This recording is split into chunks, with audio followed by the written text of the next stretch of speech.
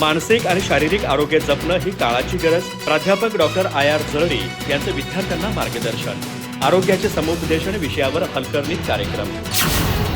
चंदगड तालुक्यातील हलकर्णी येथे दौलत विश्वस्त संस्थेच्या यशवंतराव चव्हाण महाविद्यालयामध्ये जागतिक आरोग्य दिनानिमित्त समुपदेशन विभागाच्या वतीने आरोग्याचे समुपदेशन या विषयावर मार्गदर्शनपर कार्यक्रम आयोजित करण्यात आला. यावेळी प्रमुख पाहुणे म्हणून प्राध्यापक डॉक्टर आय.आर. जरळी यांनी विद्यार्थ्यांना मार्गदर्शन केलं.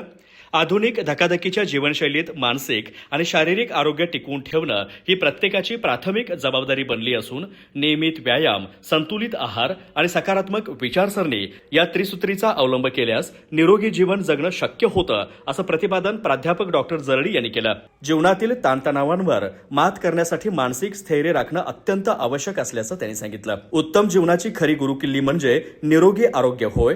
कोणत्याही परिस्थितीत मन आणि शरीर संतुलित ठेवणं हे यशस्वी आयुष्याचा मूलमंत्र आहे, असंही त्यांनी नमूद केलं. कार्यक्रमाच्या अध्यक्षस्थानी प्राचार्य डॉक्टर बी.डी. अजळकर होते.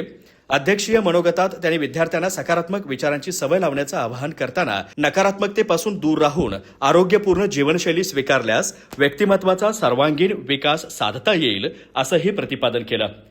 कार्यक्रमाच्या प्रारंभी समुपदेशन विभाग प्रमुख प्राध्यापक जी.वाय. नाईक यांनी प्रास्ताविकातून कार्यक्रमाचा उद्देश स्पष्ट केला. उपस्थितांचे स्वागत डॉक्टर व्ही.व्ही. कोलकार यांनी केले. या कार्यक्रमासाठी संस्थेचे ज्येष्ठ संचालक गोपाळराव पाटील, अध्यक्ष अशोकराव जाधव, उपाध्यक्ष संजय पाटील, सचिव विलास पाटील आणि संचालक मंडळ यांचं मार्गदर्शन लाभलं.